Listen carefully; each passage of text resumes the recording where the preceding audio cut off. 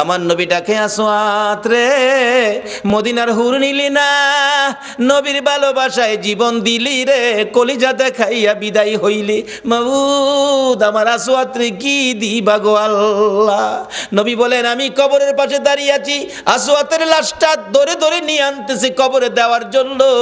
নবীজি কবরের দিকে তাকাইয়া মুস্কি মুস্কি হাসতেছেন।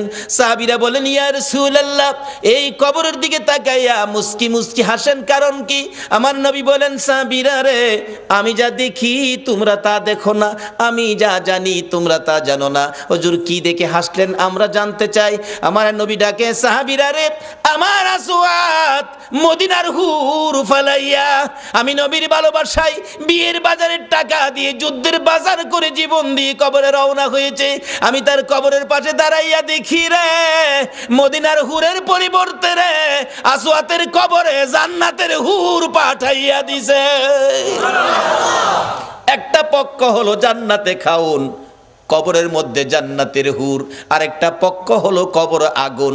যেই পক্ষটা নবীর দুশ্মন এটার কবরে হবে আগুন, আর যেই পক্ষটা নবী ভালোবাসছে নবীর পক্ষে ছিল এই পক্ষটাই হবে জান্নাতের খাউন, আর কবরে হবে জান্নাতের হুর।